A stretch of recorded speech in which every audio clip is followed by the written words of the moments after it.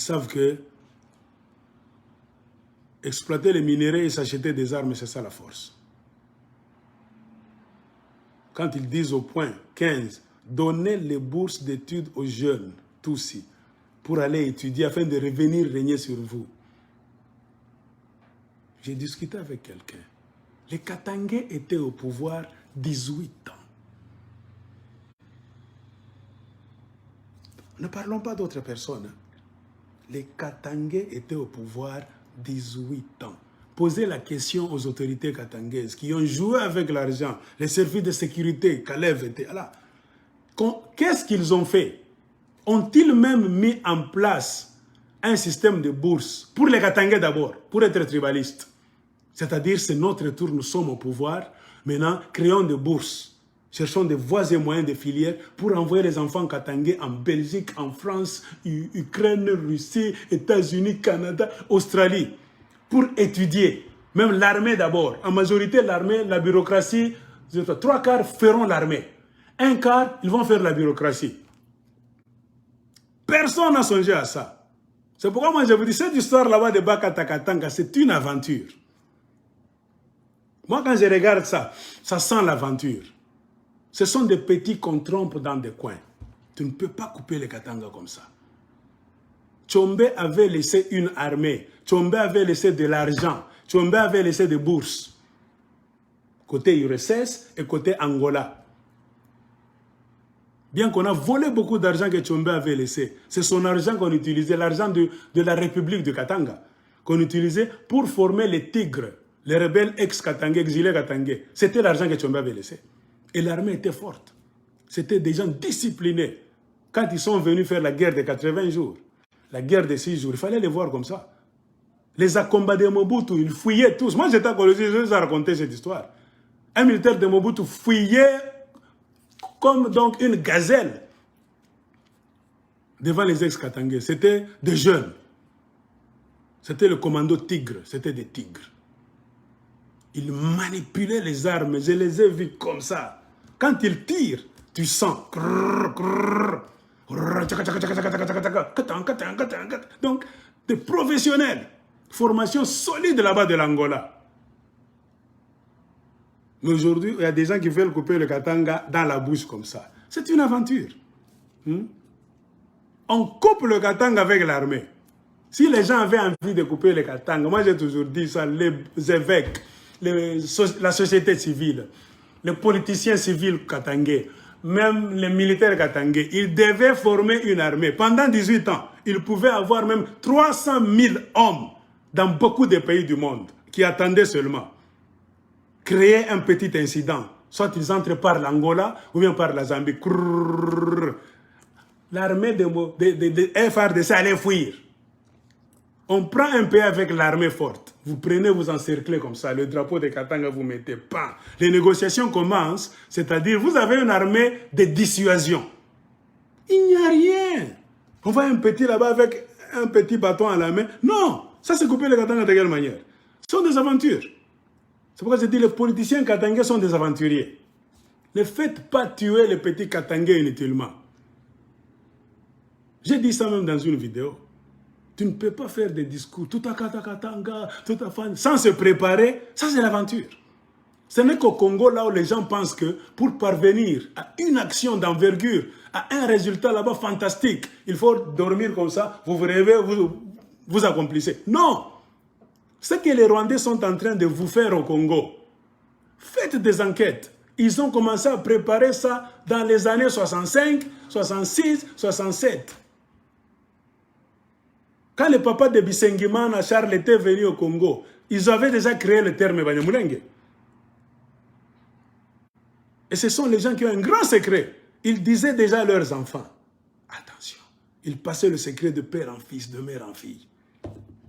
C'est comme ça que vos amis raisonnent. Nous sommes ici, c'est pour ça. C'est pour ça que tu peux voir beaucoup de personnes là, ils sont chez vous, ils n'achètent pas des histoires là-bas luxueuses. Hein?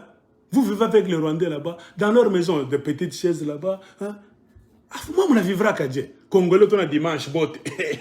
Alléluia! Des histoires là-bas de $500, tout ça. Mais vos amis, des stratèges, ils gagnent beaucoup d'argent dans les sociétés du Congo en tant que cadre, haut placé, fonctionnaire à l'EGECAMINE, SNCC, Air Zahir. Ils gagnaient beaucoup d'argent. Ils transféraient cet argent pour une cause.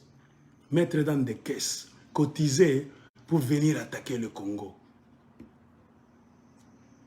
Les Congolais ont gagné beaucoup d'argent dans le monde. Politiciens, civils, ils n'ont rien foutu avec cet argent. Si vous demandez aux politiciens katangais aujourd'hui, montrez-nous ce que vous avez fait dans 18 ans, qui montre que vous aimez le Katanga. Personne. Ont-ils créé même une bourse pour les enfants katangais? C'est-à-dire on peut même commencer à prendre par mois 100 enfants katangais pour les amener en Europe étudier. Personne ne va ouvrir la bouche. Comprenez pourquoi? Tous sont devenus comme des pauvres. C'est comme s'ils n'avaient jamais été ministres, ces gens-là. Les distraits. Ce n'est pas seulement former les enfants dehors pour faire un coup d'État dans le pays. Non! Vous pouvez former les enfants de chez vous, c'est pour vous maintenir d'une manière démocratique.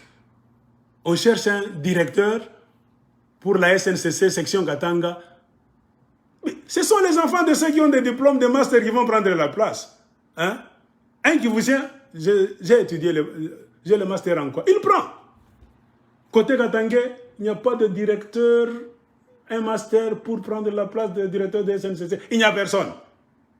Pourquoi? Vos papas n'ont investi en rien. Et vous serez quoi? Jaloux. Banatuingiria. Quand vous avez le pouvoir là, vous dépensez l'argent, vous n'investissez en rien. Le plus grand investissement, c'est quoi? Investir dans la jeunesse. C'est ça. C'est ce que vos amis rwandais tous ici savent faire, que les Congolais en général, nous ne savons pas faire. Il y a des exceptions au Congo, mais en général, un Congolais, il mange aujourd'hui, il joue, il danse, il achète les habits les plus chers. Entrez dans la maison des Congolais, en Amérique, Australie, ils ont des boubous. Dans la maison d'autres mamans congolaises là-bas, ils ont, je ne sais pas, même 80 paires de chaussures de luxe. Son mari a des costumes là-bas, je ne sais pas, 120. Quand on ouvre les tiroirs là-bas, ce sont les bijoux.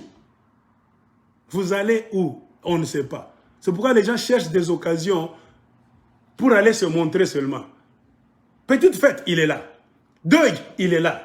Telle église, il est là. On nous a invités par le pasteur, il est là. C'est pour montrer les habits et les bijoux seulement.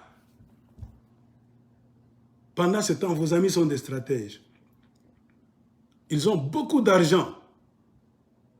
Ils ne se montrent pas. Tu vas voir les chaussures simples là-bas, une toussi, un toussi là. Jambo mzee, jambo sana là-bas. Ah, il ne parle pas beaucoup. Il va te pédaler, toi tu parles, tu racontes toute l'histoire du Katanga, du Kasaï là-bas. Oh, Mubaya, il prend bonne note. Parlez aux Rwandais comme ça, aux Burundais souvent, ce sont les mêmes. Même culture. Ils ne parlent pas à Poromaka en désordre comme les Congolais. Vous allez vous saluer à Bari, Mouzouri. Nidje, Kimia, problème fulani. Je ne sais pas si Djou, en tout cas, si Djou, à la fête, dans un deuil, là où il y a les Rwandais, les Burundais, ils sont réservés. Tu vas les voir même dans un coin là-bas, 18h, 19h, ils sont assis là dans un coin, calme. Ils parlent là-bas sagement.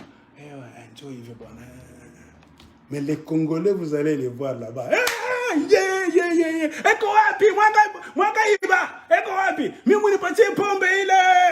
On vous regarde, type. Vous allez exposer tout. Avec vos hommes là-bas, les vantards, pasteur tel. Tu vois, c'est comme ça. Hein? Nous avons un plan là-bas.